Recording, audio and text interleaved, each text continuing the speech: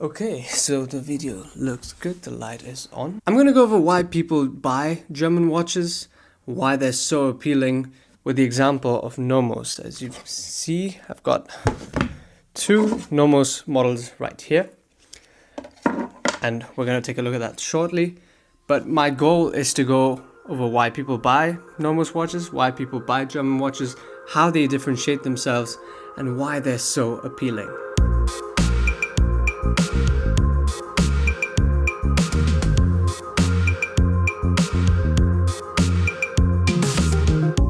Nomos is a great brand to use as an example because they're the largest German watch manufacturer. And what's cool is the guy that started Nomos, Roland Schwertner, he is an IT guy. He was an IT expert and a photographer. Now, IT is a world apart from mechanical, in-house, Bauhaus designed, minimalist watches. You really think of IT as the opposite of minimalism.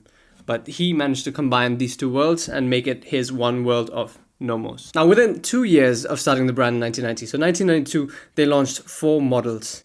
Now, back then, the movements were not in-house. Well, you can't really expect someone to develop an in-house movement so quickly without a background in watchmaking. And so the watches came with ETA-based 7000 series movements, which is respectable, but not as cool as the Nomos we love today, which is purely in-house, and that's one of the things they pride themselves in. So the 4 models, Tangente, Orion, Ludwig, and the Tetra, the squared one, were launched in 1992, and they're present to this day. Nomos across the years, they've added tons of models and tons of different sizes. These are kind of contemporary sized watches. They're more classy, and they maintain typically the 35, 38, up to 41 millimeter case diameters, which is, as you can see, on a 7.3 inch wrist, still decent. Now, the most impressive thing about Nomos is their desire to make everything in-house. I love this. This is what's great about German watchmaking.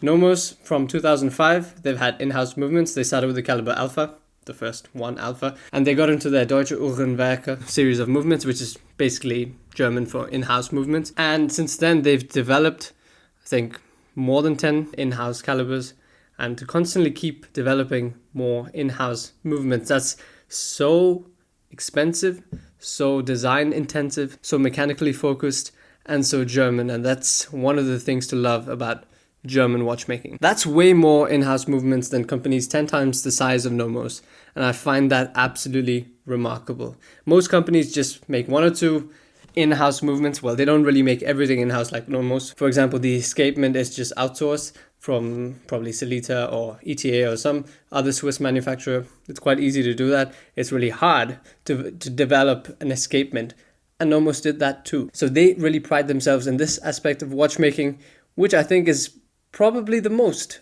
important aspect in watchmaking. Now, in terms of public appeal, Nomos is a divisive watch. You can't say that everybody likes the Bauhaus aesthetic.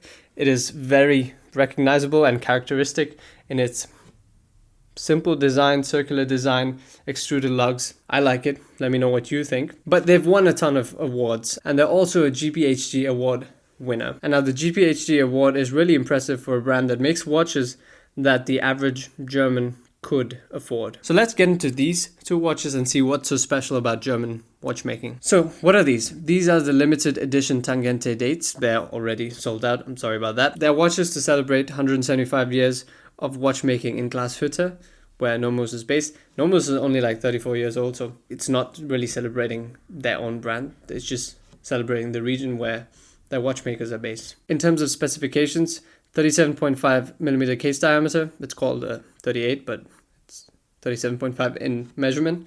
47.7 from lug to lug, so reasonably large lug to lug for the diameter. 6.8 millimeters thick, or 6.8 millimeters thin.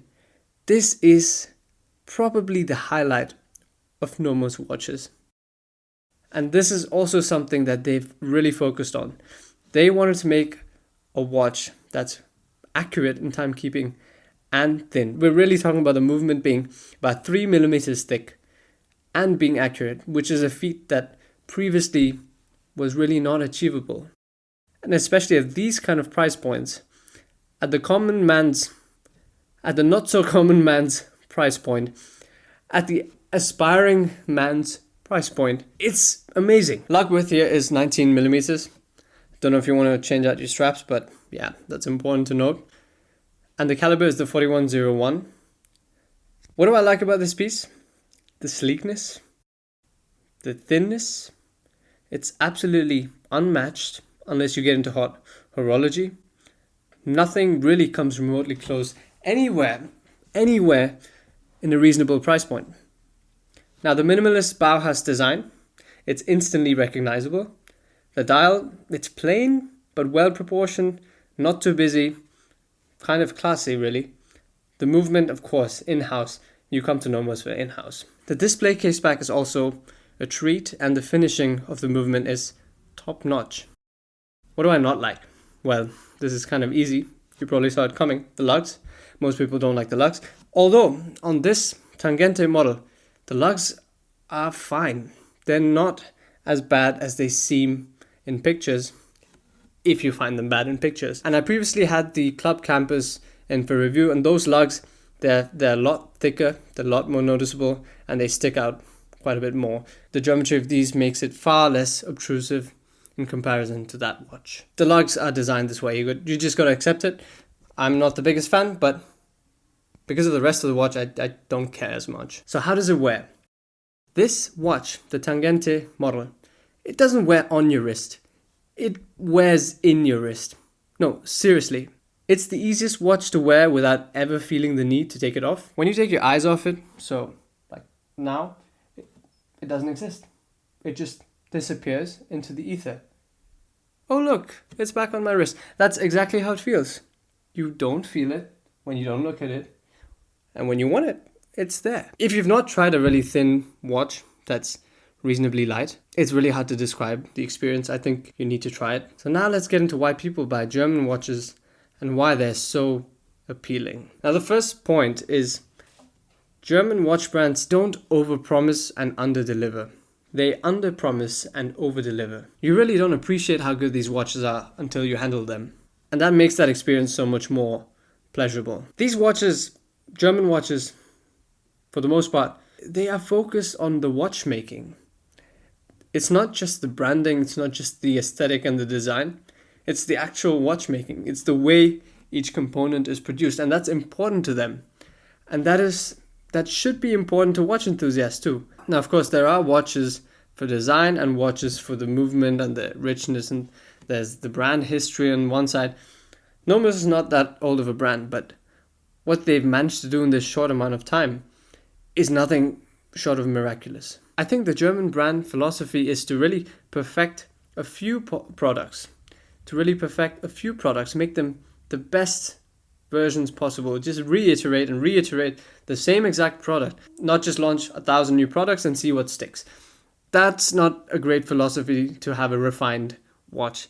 This way of refining things that you started out with over the course of 3 decades brings it to a level of perfection that is nearly impossible to achieve on the first try or the first few tries. And when a brand doesn't re-innovate their same product and they just keep making new products to try to cover the entire market, try to appeal to everybody, you lose substance. And substance in German watches is very much there. Another benefit of that is the watch you buy is here to stay. It's not chasing hype, so it doesn't disappear in 2 weeks. It doesn't get discontinued in a year. This model is here to stay. The focus is really on horology and not trying to appeal to every single person that can potentially buy this watch. The focus is not purely the monetary incentives.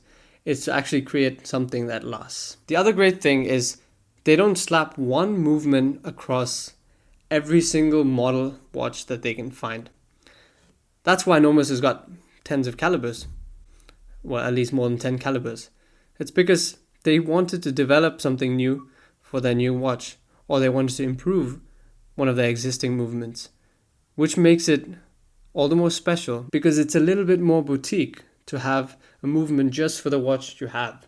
Now, of course, they do reuse calibers depending on whether it's a three-hander or a date functionality, but they do have a ton of different calibers based on the watch height, based on the dimensions, based on what their concept of the watch model is. So it's not just let's make a movement, stick in everything, make the dimensions different so the movement really just floats inside and there's plenty of empty space inside the watch. No, it's very much compact. It's designed for the watch.